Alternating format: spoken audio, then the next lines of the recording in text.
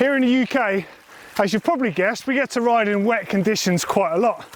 So we thought we'd share some of our top tech tips to get the most from your bike and your gear, and more importantly, to stop wreaking havoc on your bike, because this stuff can be pretty nasty at times.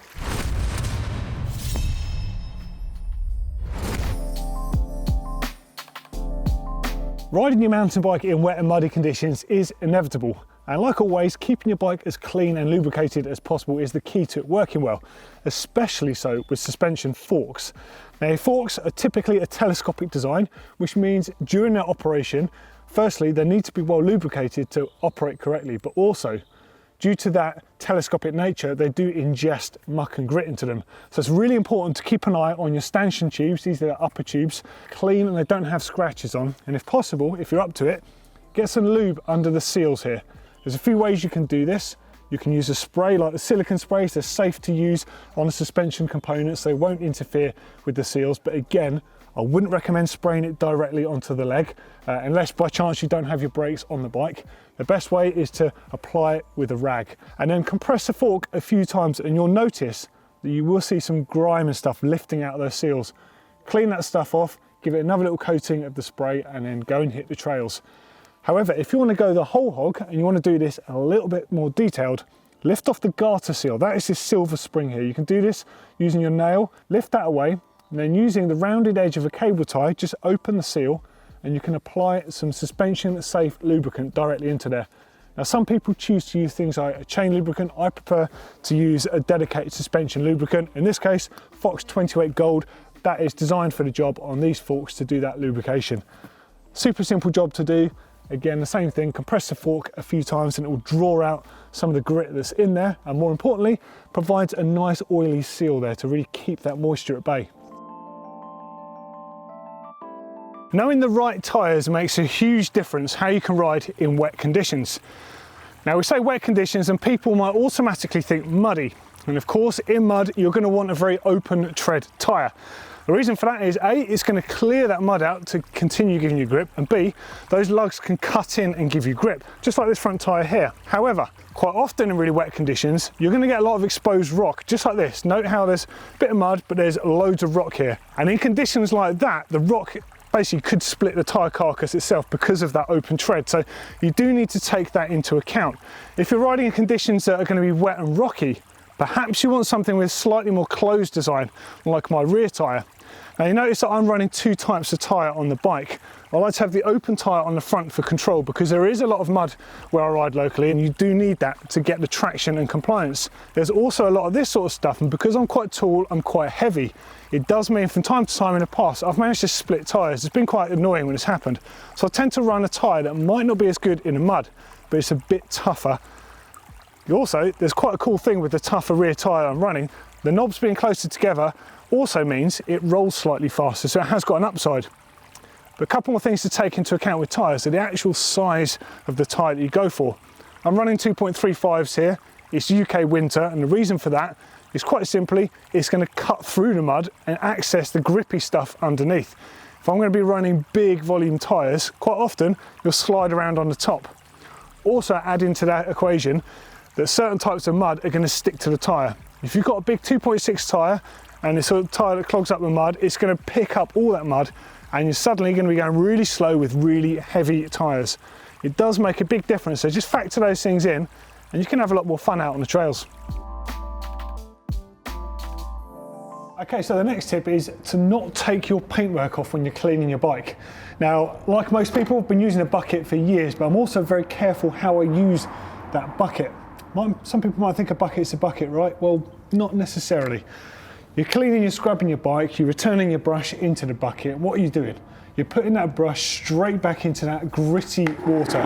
Now, if you look in here, you'll see the colour of this water. This is just from one pass around the bike with that. There's actually a filter in the bottom here. You can just about see the black rim around the bottom there, and that traps all that stuff. So when I'm dipping the brush back in, I'm not just smearing around all the bad stuff on the bike. So if you're not going to have a bucket that's got a filter like this and you're going to use a good old-fashioned bucket, make sure you take that into account and just take water from the top. Don't dunk all the way into the bottom where all that silt is going to sit. It's your paintwork. You've got to look after it at the end of the day. Now, obviously a massive wet weather tip is to have some kind of eyewear. Now, I've told everyone for years that I prefer using clear riding glasses for 99% of my stuff, but sometimes when needs must, there's nothing better than a set of goggles because they effectively lock everything out. A, it stops your eyes watering, which is brilliant when it's cold and wet, and B, you can just keep your vision good when you're riding through this sort of stuff. However, goggles aren't always the best thing to ride mountain bikes in all day long. Glasses allow more ventilation to get behind the lens, so they're not going to fog up as easily. Now, if on glasses and goggles you are struggling from lenses fogging up, consider some anti-fog solution. Now, this stuff works miracles, but it's really important to say that the lenses need to be really clean and preferably not have any scratches on for it to work its best. Now, in the winter months when it's wet and muddy just like this behind me, I tend to carry some goggle cleaner with me. The anti-fog stuff is really good, but I don't tend to use it to clean the goggles. I just use it as a coating. Basically, stay clear. It's good stuff.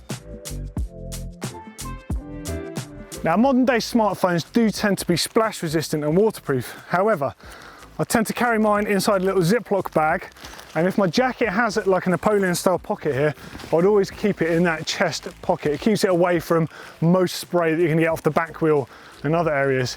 And a real top tip is to make sure you've got a screen protector on there. It's super easy to crack your phone screen on your bike, and I've actually got a glass screen protector on here that is cracked, funnily enough, from falling off my bike recently. Now, also, another thing to add into that equation is, fair enough, the phones are quite good, you might have insurance, you might argue these sort of things, but when you're using your phone, when you've got wet and muddy gloves, you can scratch that screen and scuff it quite easily, so it is worth having protection there. And while I'm at it, I just want to say, get yourself some of those glass protector screens if you've got any sort of action cam as well. As you can see on this one, these are cracked, but thankfully that's not the lens and that's not the screen on the back.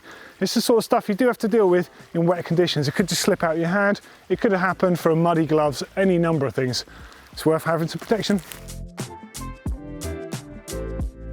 Now, the next top wet weather riding tip has got to be experimenting with tyre pressure. Now, tyre pressure, I think, has way more difference on the feel of your bike and the traction it has than even picking grippy tyres. You could be running a really grippy tyre, and if you're running at 50 pounds, like 50 PSI, you're not going to get any conformity. The tyre's going to bounce around no matter how good that compound is. It's not going to do its job properly. If you've got a very average set of tyres and you master your tyre pressure, you can access a whole realm of new traction that you didn't think was possible. For that reason, get yourself some sort of tyre gauge. This is a digital one, but you can get analog ones as well. Doesn't matter, and go out and spend a day experimenting. No need to change the tyres on your bike you have, keep them on.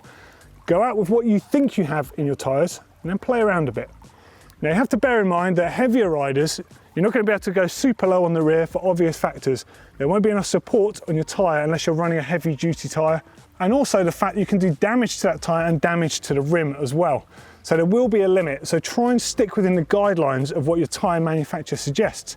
But definitely have a play with it. You'll be really surprised how much difference even 3 PSI can make, like significantly. You think what the tyre is supposed to do? It's supposed to track and conform over obstacles on the terrain to give you that sure-footed footprint. If it's hard, it's going to bounce off things and actually make things quite uncontrollable. Tyre pressure, I believe, makes the biggest single difference to performance on a bike, and it's something you can experiment with totally for free. And of course, something else to take into account is the softer your tyres are, when you get out onto hard surfaces, let's say you have to ride on some tarmac to get back home, your bike's going to roll really slowly. So my final little top tip to go with that is bring a mini pump with you. So it means you can top it up if you need to, just to make getting back home that a little bit more bearable. Regular rags don't cut it. Now, this is something I only learnt fairly frequently. I've always survived on old t-shirts being my rag of choice, just to clean the bike down afterwards, to wipe it, maybe put some polish on the frame. But actually, they're not the best thing at all. The best thing is having a microfiber cloth. The reason for that, quite simply, is they pull the moisture away from the bike much quicker, and they lock it away in the cloth instead of having it at the surface of the cloth, where you're just going to be rubbing any sort of grit that might be left on your bike on your paintwork. You don't want to be doing that. You want to make sure that your bike is going to look pristine afterwards. And just another tip on the bucket things, if you invest in a bucket that's got a filter, they normally come with a lid, which means when you're done washing your bike, you can bang it in there, especially good if it's a mobile setup. Now, this tip is really important. Know when to lube your chain. After a muddy ride like this, some of you might be keen to get some wet lube straight on the chain. You must avoid doing that at all costs, because all you're going to do is put a layer of lubricant over that muddy, gritty, nasty grinding paste. It's going to wear out your transmission. You need to make sure you do things in a very specific order. You need to clean, you need to protect, and you need to lubricate. It's vital with chains how you do this, because of the fact that even at a glance, if your chain looks clean, you still shouldn't just put some lube on it, because of the fact that it could be grit on the inner workings of the chain. And because wet lube generally is quite thick and viscous, it's just going to keep it all there. So that muddy stuff you're riding for your whole ride, you're trying to lubricate it to do something good to your bike, you're actually going to make it worse. So make sure you clean, you protect, and you lube. Now you might notice, despite this huge, disgusting, crap-filled puddle behind me, there's not that much on my face. There's a few speckles, so obviously the goggles are keeping that out of my eyes. But the reason for that, quite simply, is I have a mud guard on the bike. Now, mud guards on modern mountain bikes like this one are not what people might think. They're not there to keep you clean. They're there to keep the mud and the spray away from your face, so your vision basically stays clear. Now, although I've ridden through this a few times now, I can still see I don't need to clean the goggles yet, so I'm actually going to leave them as they are.